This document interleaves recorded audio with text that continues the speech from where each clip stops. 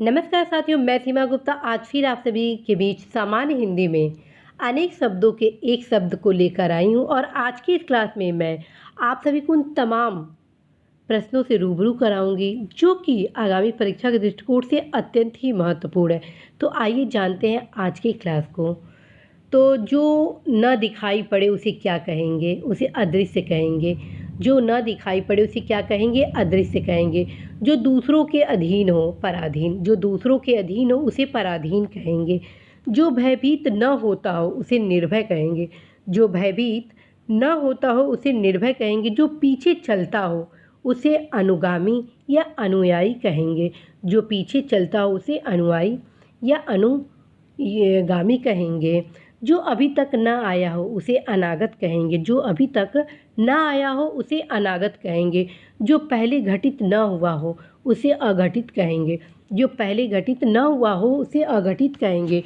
मूल्य घटाने का कार्य अवमूल्यन कहलाता है। मूल्य घटाने का कार्य अवमूल्यन कहलाता है। जिसकी परिभाषा देना संभव न हो उसे अपरिभाषित कहेंगे। जिसकी परिभाषा देना संभव न हो उसे अपरिभाषित कहेंगे। ग्रंथ की वे बचे हुए अंश जो प्रायः अंत में जोड़े जाते हैं परिशिष्ट कहलाते हैं।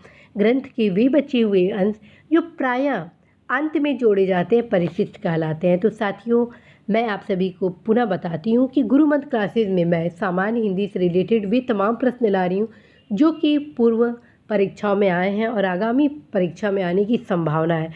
और मैं लगभग 25 वर्ष पूर्व के प्रश्नों को आप सभी के बीच ला रही हूँ, चाहे वो आईएएस के प्रश्न हो, सामान्य हिंदी से, पीसीएस के हो, आरओ एआरओ के हो या अन्य किसी परीक्षाओं के। मैं उन तमाम प्रश्नों को आप सभी के बीच ला रही हूँ पूर्व के पूछे गए, जो कि आगामी परीक्षा के लिए आप सभी के लिए बेहद ही उपयोगी है। तो साथियों, आप अवश्य ही गंभीरता के साथ प्रत्येक क्लास अर्थात गुरु मंत्र के जितने भी क्लासेज हैं सामान्य हिंदी के, उसका आप अवश्य ही नियमित रूप से अभ्यास करिएगा। 2 से 3 बार ज़रूर सुनिएगा। फिर से मैं आपको ये सुनाती हूँ।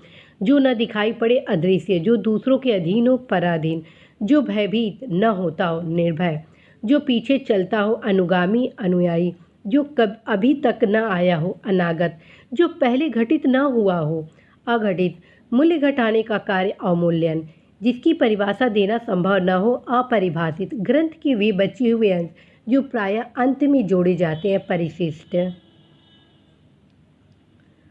अब देखते हैं अन्य। जहाँ से अनेक मार्ग चारों ओर जाते हैं चौराहा। जहाँ से अनेक मार्ग चारों ओर जाते हैं उसे चौराहा कहते हैं। जिसके समान दूसरा न हो अद्वितीय। जिसके समान दूसरा न हो अद्वितीय कहलाता है। मिठाई बनाकर बेचने वाला व्यक्ति हलवाई। मिठाई बनाकर बेचने वाला व्यक्ति उसे हलवाई कहेंगे। ठीक। जो दूसरों के पीछे चलता हो अनुगामी कहेंगे। जो दूसरों के पीछे चलता हो उसे अनुगामी कहेंगे। ये पीसीएस में क्वेश्चन ये आ चुका है और कई क्वेश्चन रिपीट हो रहे हैं, आप स्वयं देख रहे होंगे। अब अगला देखते हैं। जो बिना बुलाए आ जाता हो अनाहुत कहेंगे। ये भी रिपीटेड क्वेश्चन है, कई बार पीसीएस में पूछे गए हैं, आप इसलिए हर एक प्रश्न को ध्यान से देखें। जो बिना बुलाए आ जाता हो अनाहुत कहेंगे। जो बिना बुलाए आ जाता हो अनाहुत कहेंगे। जो पहाड़ को धारण करता हो गिरिधारी कहलाता है। जो पहाड़ को धारण करता हो गिरिधारी कहलाएगा। जिसके माता पिता न हो अनाथ कहलाता है। जिसके माता पिता न हो अनाथ कहलाता है। जिसके पास करोड़ों रुपया हो।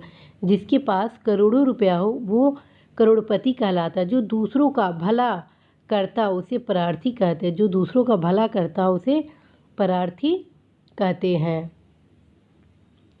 अब नेक्स्ट देखते हैं। जिसने अभी विवाह न किया हो। जिसने अभी विवाह न किया हो उसे कुमार या कुंवारा कहेंगे। जिसने अभी विवाह न किया उसे कुमार या कुंवारा कहेंगे। ठीक। जिसको ईश्वर पर विश्वास न हो उसे नास्तिक कहेंगे। जिसको ईश्वर पर विश्वास न हो उसे नास्तिक कहेंगे। जिसके पार देखा जा सकता उसे पारदर्शी कहेंगे। जिसके पार देखा जा सकता हो उसे पारदर्शी कहेंगे।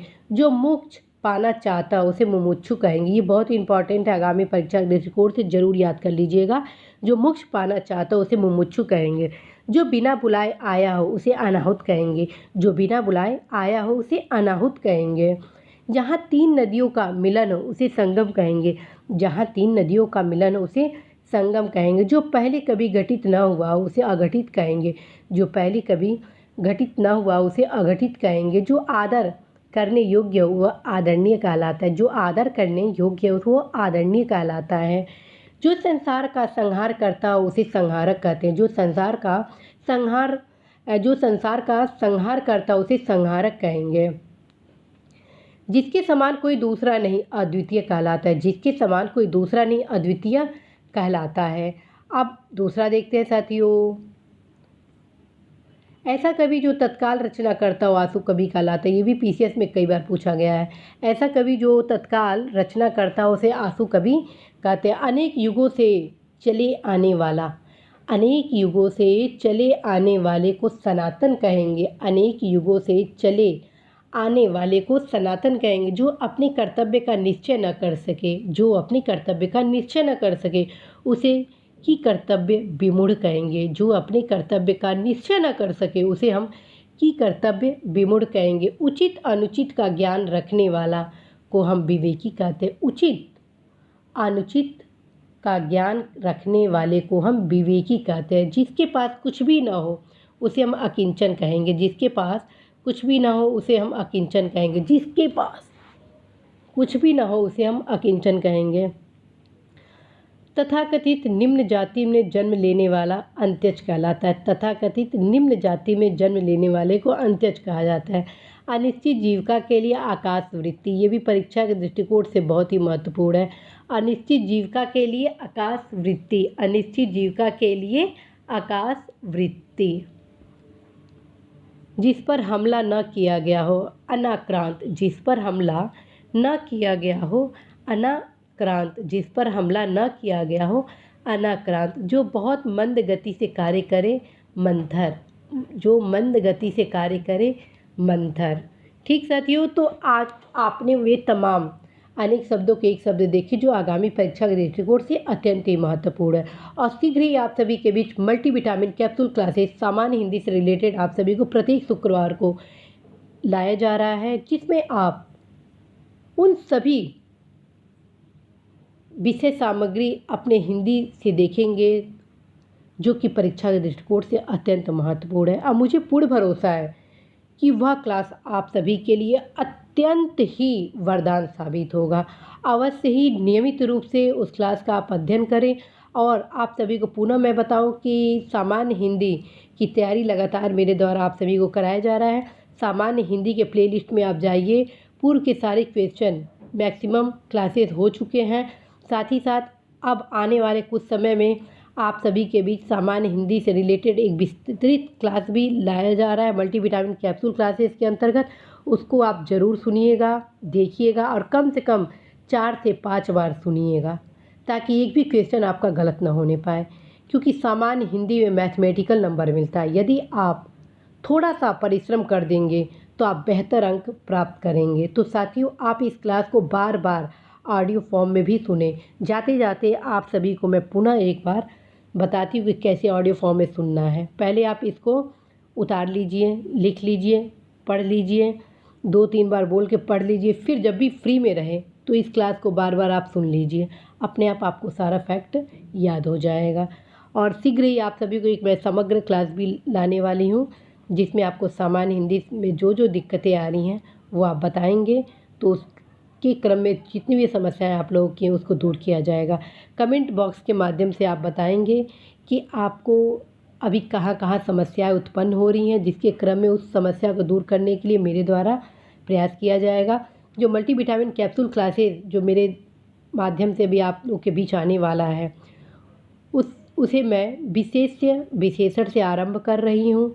और मुझे पूर्ण आशा है, भरोसा है कि आपको वो क्लासेस बहुत ही अच्छा लगेगा, क्योंकि उसमें मैं उन तमाम फैक्ट को शामिल की हूँ जो कि आगामी परीक्षा के दृष्टिकोण से बहुत महत्वपूर्ण है। और उन तमाम युवाओं के दृष्टिगत भी वो क्लास लाए जा रहे हैं जो कि किताब खरीदने में सक्षम नहीं है, और उन कई किताब खरीदने के सक्षम नहीं है, उनके पास महत्वपूर्ण किताबों की पहुँच नहीं है।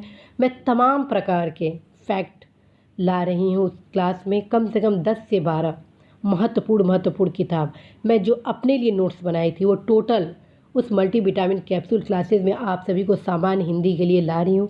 अनिवार्य रूप से आप लोग वो क्लास करेंगे ही करेंगे, क्योंकि वो क्लास लाने के लिए मैं बहुत ही परिश्रम कर रही हूँ। और मैं चाहती हूँ कि जितने भी यूट्यूब पे मेरे युवा हैं, नियमित रूप से जो क्लास कर रहे हैं, वो अवश्य ही न सिर्फ सफल हो बल्कि बेहतर रैंक भी पाएँ।